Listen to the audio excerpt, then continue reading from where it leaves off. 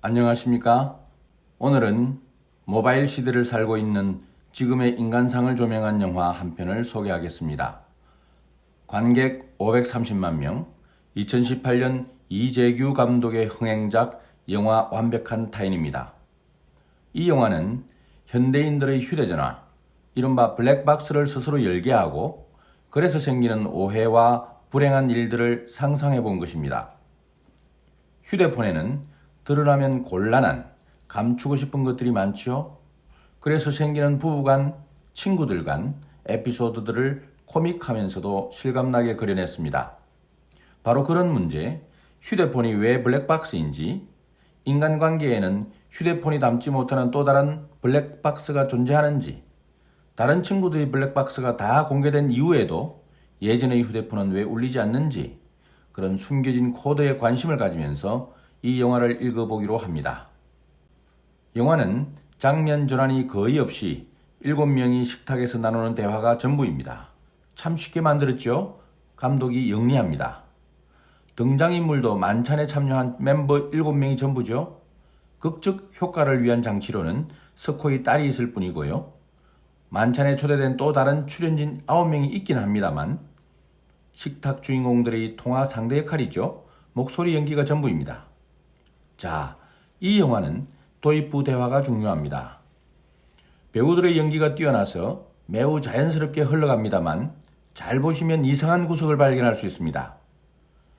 어릴 적 서로 비밀 하나 없었던 불알 친구 4명이 친구 스코의 집들이에 초대받았습니다. 부부 동반인데요. 초대한 친구 1명이 오지 못했는데 그 친구 얘기가 화제입니다. 오지 못한 이유는 이혼했다는 것인데요. 그렇다고 오지 못할 이유는 없는데 재미있는 설정이죠. 그 친구의 이혼 사유가 휴대폰 문자입니다. 어린 여성과 외도한 것이 문자 때문에 들켜서 이혼까지 했다는 것입니다. 안타깝지. 문자 때문에 한 가정이 파탄났으니까. 신문에서 흔히 접하는 뉴스죠. 바람 피운 게 문제인데 사람들은 문자를 탓합니다. 문자가 문제인 것은 두 사람 외에는 아무도 모른다는 전제를 깔고 있습니다. 휴대폰이 없었다면 말이죠. 부인들의 대화입니다. 문자 때문이 아니라 21살짜리 해픈 여자 때문이지. 그런 거 바로바로 지워야지. 애가 조심성이 없어? 뭘 조심해요? 그러니까 바람 핀 거예요? 문자 안 지운 거예요? 자, 대화는 자연스레 휴대폰 문제로 옮겨갑니다. 아무튼 휴대폰이 문제야. 쓸데없는 것을 너무 많이 담고 있어. 인생의 블랙박스라니까. 이들 대화를 주도적으로 끌고 가는 등장인물은 석호의 부인 예진입니다. 그녀가 자존심을 건드리는 말을 툭 던집니다. 아마 여기도 핸드폰 보여달라면 못 보여줄 사람 많을걸? 예진이 마음먹은 대로 착착 진행됩니다. 그럼 우리 중에 비밀 있는 사람이 하나도 없다는 거야? 예진의 남편 석호는 별 생각 없이 그럽니다. 당연하지. 최소한 이것들하고는 40년 지기 친구들하고 비밀이 뭐가 있겠어? 이 영화 초입 40년 전 어린 시절 장면은 이 영화의 키워드, 휴대폰을 공개하게 만드는 중요한 복선인 셈입니다. 자, 이렇게 해서 예진은 별다른 저항 없이 휴대폰 게임에 성공합니다. 그럼 우리 게임 한번 해볼까? 다른 핸드폰 다 올려놔봐. 그런 다음에 저녁 먹는 동안 모든 걸 공유하는 거야? 여기서 의문을 제기해 볼 필요가 있습니다. 예진은 왜 휴대폰 공개에 지나칠 정도로 적극적일까요?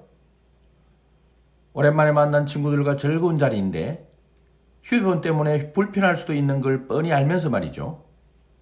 그런데 이상한 일은 정작 예진의 전화는 울리지 않는다는 것이죠. 아빠한테 온 전화 말고는요.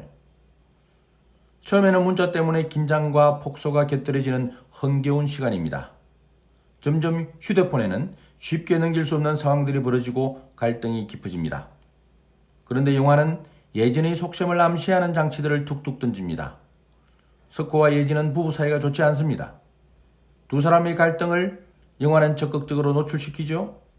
석호의 장인, 그러니까 예진의 아빠 전화에서도 드러나고 석호가 정신과 치료를 받고 있는 데서도 알 수 있습니다. 그 중에서 남편의 휴대폰에 대한 아내 예진의 태도가 흥미롭죠. 석호의 휴대폰이 울리고 경찰관이라고 신분을 밝히자 석호가 움찔 긴장합니다. 옆에 앉은 예진은 곧바로 보이스피싱이라면서 끊으라고 하고 전화번호를 차단하라고 합니다. 남편의 일에 관심이 없는 것이죠? 왜 그럴까요? 친구들의 휴대폰은 다 울렸습니다. 남은 것은 준모와 예진 둘뿐입니다. 드디어 준모의 차례입니다. 문자가 오고 전화벨이 울리고 스피커폰으로 들려오는 여성의 목소리. 채영이라는 이름의 여성이 귀걸이를 묻습니다. 문제의 귀걸이는 준모의 아내가 아니라 예진의 귀에 걸려 있습니다. 영화는 예진의 얼굴을 슬쩍 비추지만 관객의 관심은 휴대폰에 쏠려 있습니다.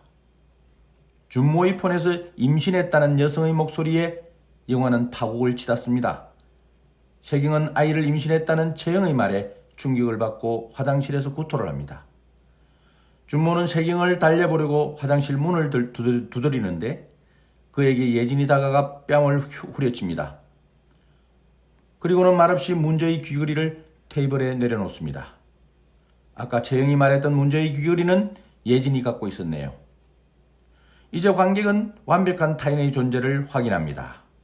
예진과 준모의 관계는 휴대폰에조차 남아있지 않습니다. 준모가 바로 마주하고 있습니다.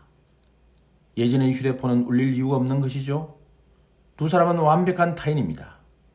남편 석호에게, 친구들에게 두 사람이 완벽한 타인임을 증명한 것이죠. 완벽한 타인이란 이렇게 정의할 수도 있겠습니다. 감독이 의도한 것인지는 몰라도 지금은 모든 사람들이 연결돼 살아가고 있습니다. 누구도 타인일 수 없는 세상이죠. 그런데 이 영화에서 예진과 준모는 완벽하게 연결돼 있지 않습니다. 그런데 휴대폰이 왜 블랙박스이며 휴대폰으로 무엇을 증명할 수 있나요? 다시 정리하자면 두 사람은 휴대폰에 담긴 모든 것, 과거 흔적조차 이미 지웠을 겁니다. 더 이상 그들에게 휴대폰은 블랙박스가 아니죠. 블랙박스는 마음입니다. 이 영화를 통해 결국 깨닫게 되는 것은 휴대폰이 아닌 또 다른 블랙박스의 존재, 휴대폰으로도 담지 못하는 마음이지요. 아무리 열고 싶어도 열 수 없는 블랙박스가 존재한다는 사실 말입니다. 이 영화는 결말을 해피엔딩으로 맺습니다. 아무 일 없었다는 듯이 각자 부부끼리 원래의 모습, 원래의 자리로 돌아가는 것이죠. 휴대폰 게임이 실제가 아니라 한번 상상해본 연극이었다는 것입니다. 그러나 어린 왕자가 보기에 휴대폰 게임이 실제이고 각자 원래의 모습으로 귀가하는 장면이 꿈일 듯합니다. 오늘은 우리의 손에서 한시도 떼놓지 못하는 신체의 일부가 되어버린 휴대폰 때문에 흔히 발견되는 오해와 갈등, 그로 인한 불행의 불씨를 발견해보는 시간, 영화 완벽한 타인이었습니다.